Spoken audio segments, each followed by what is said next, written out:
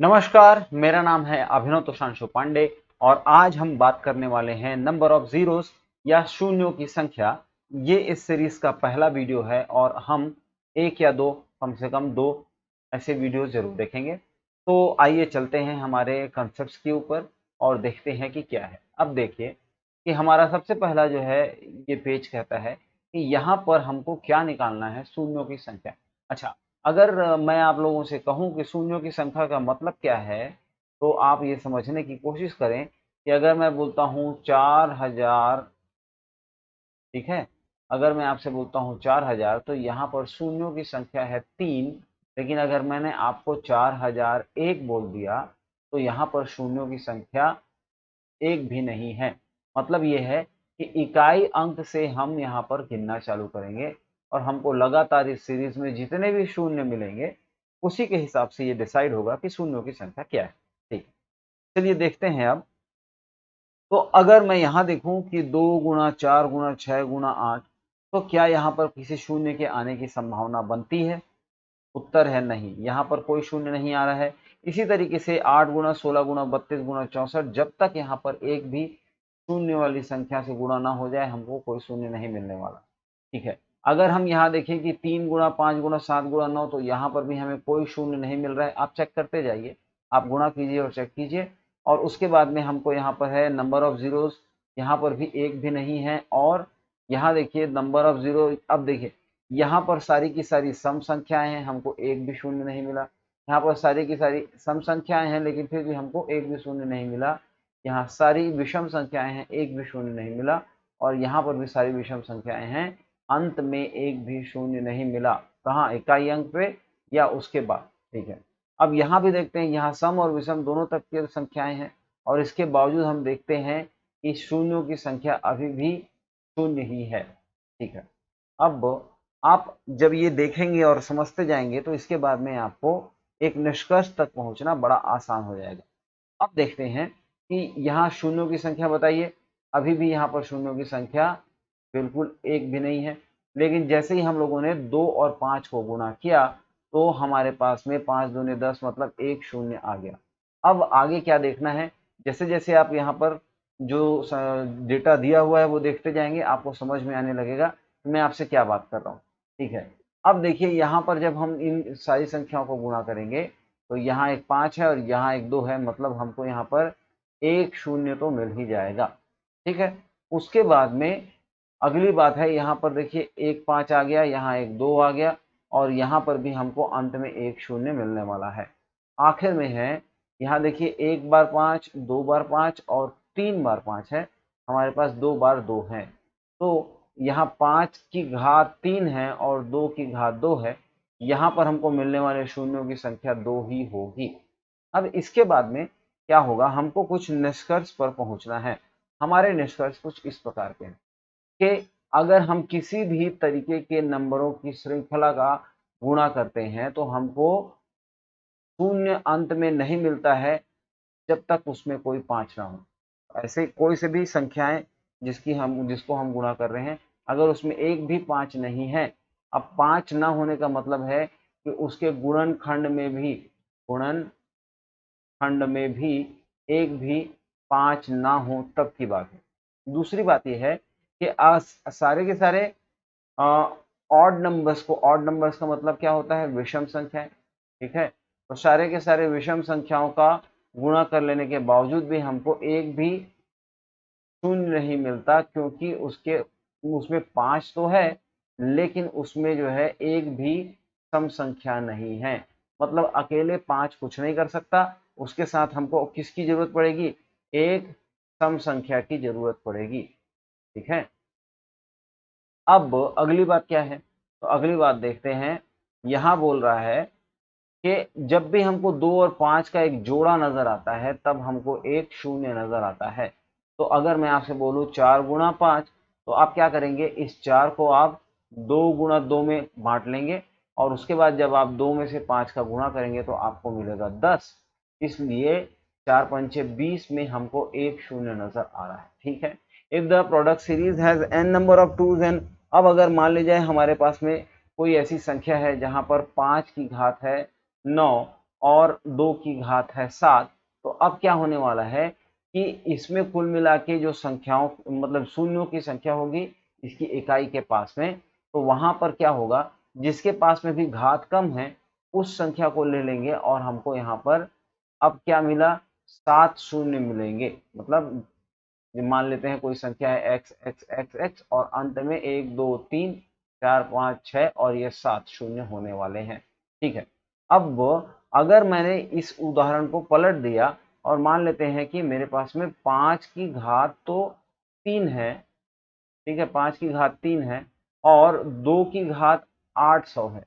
तब इस कंडीशन में भी क्योंकि 5 की घात कम है इसलिए जो भी संख्या आएगी एक्स एक्स एक्स एक्स इसके लास्ट में हमको 3 शून्य मिलने वाले हैं। तो ये चीजें हम लोगों ने समझ ली और इसके बाद में अब हम प्रश्नों को हल करेंगे। तो यहाँ देखिए कि यहाँ पर बोल रहा है कि 5 की घातों का पता लगाएं और 5 की घातें कैसे निकालेंगे। तो यहाँ पर देखिए 1 गुणा 2 गुणा 3 गुणा 4 गुणा 5, अगर मैं यहाँ ध्यान दे दूं तो मुझे क्या समझ में आएगा कि यहाँ पर एक बार 5 आया, उसके बाद में जब यहाँ 10 मिलेगा तब भी हम उसको 2 गुणा 5 लिख सकते हैं। ठीक है, तो दूसरी बार 5 आया, फिर इसके बाद में 15 आएगा क्योंकि ये सीरीज तो 25 तक जाने वाली है, तो इसको हम लिख सकते हैं 3 गुणा 5 और हमको फिर से 5 मिला। इसके बाद में आएगा 20 और इसको हम लिख सकते हैं 4 गुणा 5 और अंत में आ गया 25, इसे हम लिख सकते हैं 5 गुणा 5। तो इस प्रकार अगर हम 5 की संख्या गिने यहाँ पर तो हमको कितना मिलता है, 1 2 3 4 5 और 6, कुल मिला के 5 की संख्या हो गई 6। लेकिन क्या ये तरीका हमारे लिए असरदार है, क्योंकि यहाँ पर 25 की बजाय अगर 5275 होता तब हम क्या करते, क्या हम हर 5 की गिनती करते, नहीं। तो इसके लिए जो तरीका है वो आप ध्यान दें। अब यहाँ पर जो 25 है हम क्या करेंगे, इस 25 को 5 से भाग दे देंगे। तो 5 पंचे होता है 25 और फिर से इसको 5 से भाग दे सकते हैं इसलिए देंगे और 5 और 1 ये कुल मिलाकर हो गया 6, इसलिए 6 हमारा उत्तर है। इसी तरीके से क्या यह तरीका सिर्फ 5 के लिए वैध है, वैलिड है, तो इसका भी आंसर है कि नहीं। हम अगला प्रश्न देख रहे हैं, 3 की घातों का पता लगाएं और यहाँ पर 10 तक की संख्या है, तो जो सबसे आखिरी वाली संख्या है यह सबसे बड़ी संख्या है, हम लोगों ने 10 लिया। अब हम 3 से भाग देंगे तो 3 तिया होता है 9, फिर 3 से भाग देंगे तो 3 एकम 3 और 3 और 1 को मिलाने से क्या मिलता है 4, इसलिए यहाँ पर हमारा जो उत्तर हो जाएगा वो होगा 4। ठीक है, चलिए देखते हैं अगले प्रश्न को। और यहाँ पर बहुत सारी चीजें हैं जो हम धीरे धीरे करके समझेंगे। अब यहाँ है 4 की घात 17 का फैक्टोरियल। सबसे पहले हम बात करेंगे कि ये 17 के बाद ये जो चिन्ह लगा हुआ है इसे हम क्या कहते हैं, इसे हम बोलते हैं फैक्टोरियल। ठीक है, इंग्लिश में भी यही बोला जाता है, असल में ये इंग्लिश नाम ही है। तो अब फैक्टोरियल, आपके लिए ये प्रश्न है कि फैक्टोरियल को हिंदी में क्या कहते हैं, आप अगर जानते हैं तो कमेंट सेक्शन में बताइए। ठीक है, तो फैक्टोरियल का मतलब होता है कि अगर मैंने मान लिया कहा 5 का फैक्टोरियल निकालो, तो इसका मतलब होगा 1 गुणा 2 गुणा 3 गुणा 4 गुणा 5। अगर मैं आपसे कहूं कि मुझे 10 का फैक्टोरियल निकालना है, तब यहाँ पर क्या होगा, 1 गुणा 2 गुणा 3 गुणा 4 और इस तरीके से गुणा 9 गुणा 10। मैं 10 तक की सारी संख्याओं को कहाँ से शुरू करके, 1 से शुरू करके 10 तक की सारी संख्याओं का गुणा कर दूंगा। तो इसी तरीके से अगर मैंने n का फैक्टोरियल मांगा तब आप क्या करेंगे, 1 गुणा 2 गुणा 3 गुणा और इस तरीके से n जो भी संख्या हो वहां तक हम गुणा करते चलेंगे और ये हो जाएगा n का फैक्टोरियल। आपको ये चीजें समझ में आई होंगी। अब देखते हैं यहाँ क्या बोल रहा है, यहाँ बोल रहा है 17 का फैक्टोरियल। तो 17 का फैक्टोरियल का मतलब है 1 गुणा 2 गुणा 3 गुणा और इस तरीके से हम कहाँ तक जा रहे हैं, 17 तक जा रहे हैं। और यहाँ पर 4 की घातों के बारे में पूछा हुआ, तो 4 की घातें पूछने के लिए हम क्या करेंगे, पहले हम लेंगे 17 और 17 बटा 4 करेंगे तो 4 चौके 16 होता है। देखिए यहाँ पर शेष फल 1 बच रहा है लेकिन हमको उससे कोई फर्क नहीं पड़ता, तो 4 चौके 16 होता है, इसलिए हम लोगों ने यहाँ पर लिखा 4। अब होता है 4 एकम 4 और ये 4 और 1 को जोड़ने से हमको क्या मिला, 4 धन 1, 4 धन 1 बराबर 5, इसलिए हमारा उत्तर हो जाएगा यहाँ पर 4 की घातें कितनी है, 5। आगे बहुत सारे प्रश्न हैं, अगर आपको यहाँ कोई कंफ्यूजन होता है तो वो कंफ्यूजन दूर हो जाएगा, बस आप मेरे साथ लगे रहिए। अगली बात है, अब 512 में 5 की घातों को बताइए।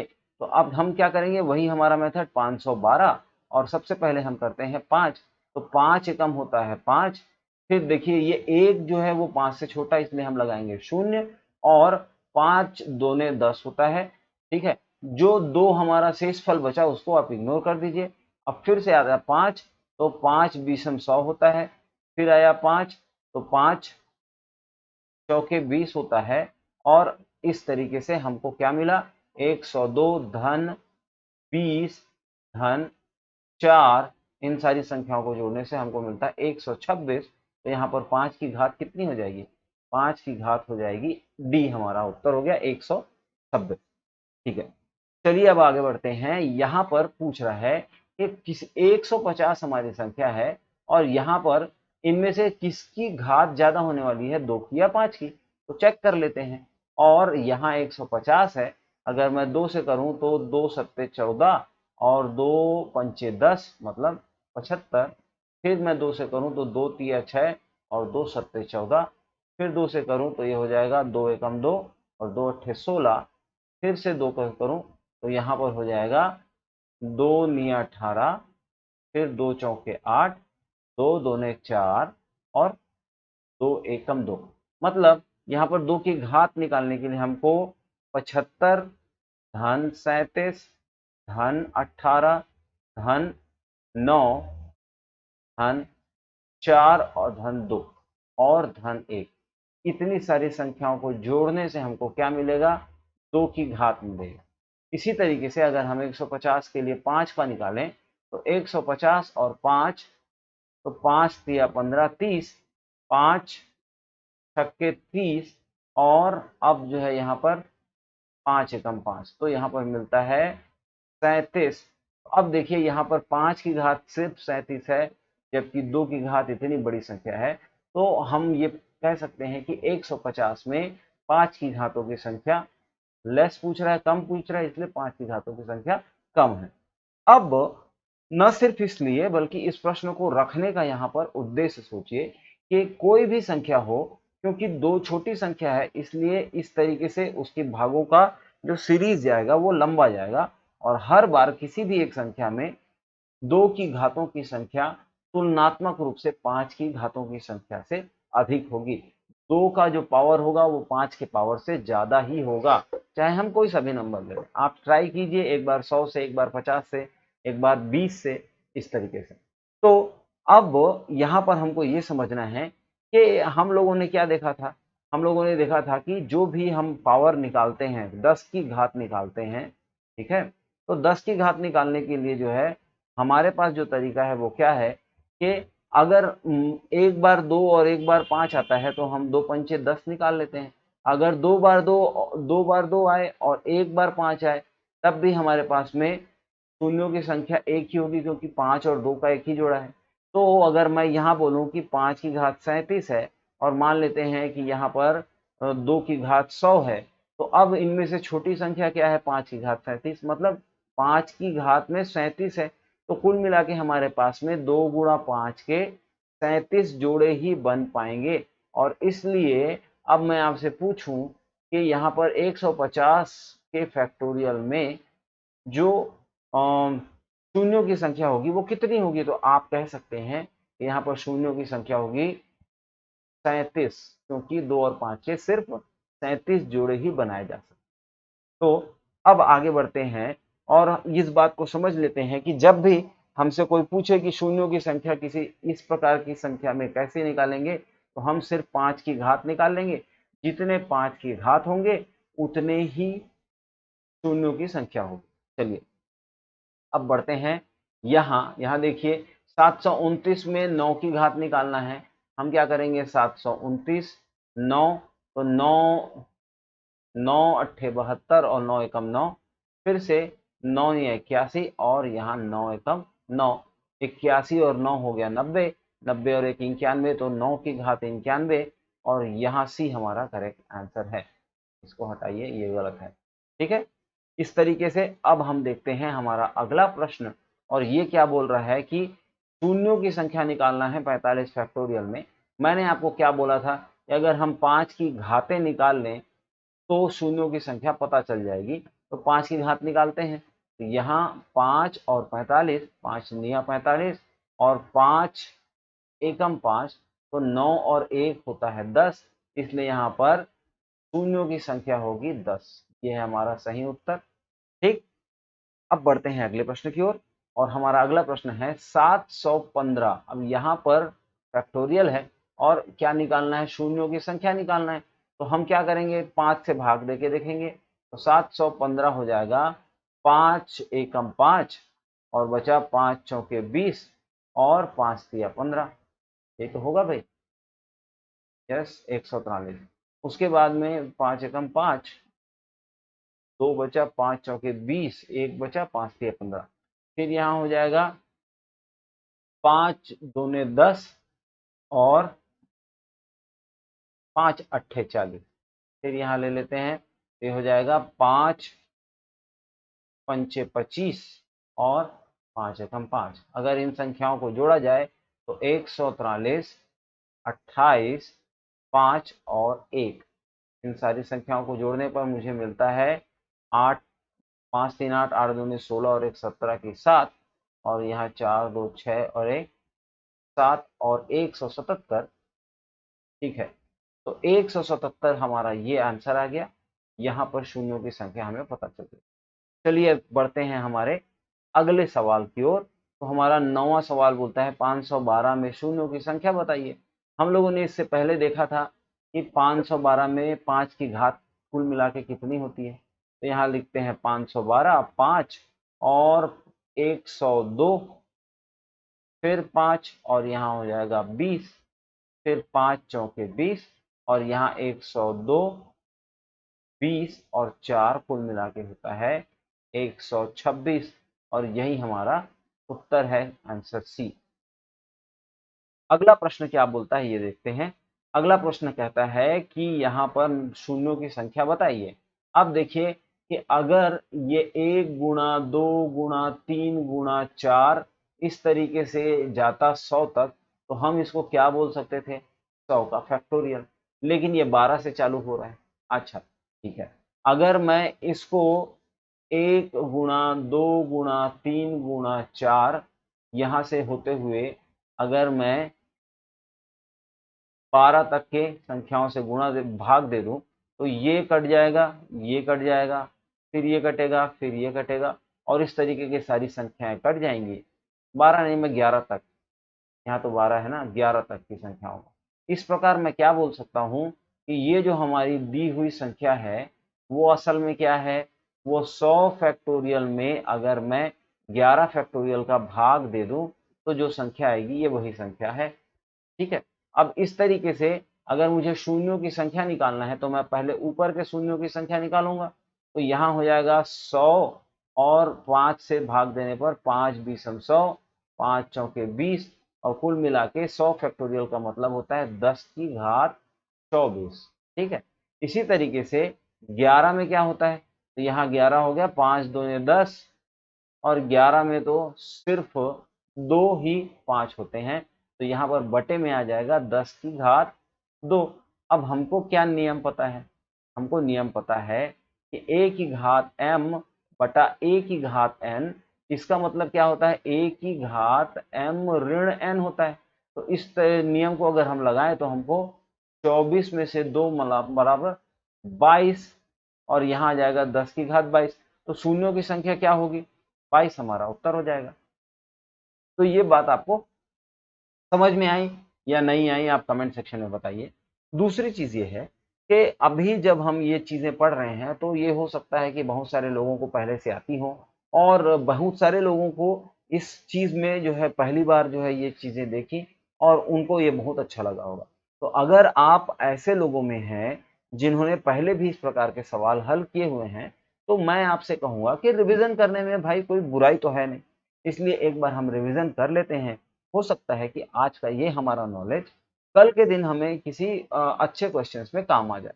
इसलिए आप अगर रिवीजन कर रहे हैं तो बहुत अच्छी बात है, और अगर आप लोगों ने पहली बार इस तरीके के सवाल देखे तो मैं चाहूँगा कि आप एक बार चैनल सब्सक्राइब कर लें और मेरे को इनकरेज करने के लिए आपको एक बार लाइक कर देना तो बनता है ना भाई, क्योंकि भाई एक बंदा अगर आपके लिए मेहनत कर रहा है तो आप अगर उसके वीडियो को लाइक भी नहीं करोगे तो फिर तब तो गड़बड़ की बात है। तो जल्दी से वीडियो को लाइक कर दो और अपने दोस्तों के साथ एक बार शेयर कर दो ताकि आपके साथ-साथ जो है आपके कुछ दोस्त भी होंगे जिनको इस चीज़ का फ़ायदा हो और मेरे को भी थोड़ा-सा एनकरेजमेंट हो।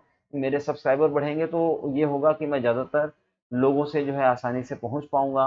मैं आप लोगों की लाइव क्लासेस भी ले पाऊँगा और ये सारी चीज़ें मेरे लिए भी एक बेनिफिट होंगी।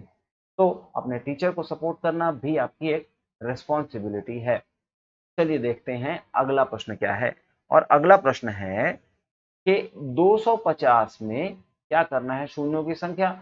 हम सीधा 5 से भाग देते हैं। 5 पंचे 25, 5 शून्य शून्य, 5 दहम 50 और ये हो गया 5 दूनी 10 मतलब हो गया 60 और 2 62। इस तरीके से यहाँ पर कुल मिला के शून्यों की संख्या क्या है 62 है और ये हमारा उत्तर हो गया। इसी प्रकार और भी जो है अगले सीरीज में अगले वीडियो में हम और भी कुछ चीज़ों के बारे में बात करेंगे।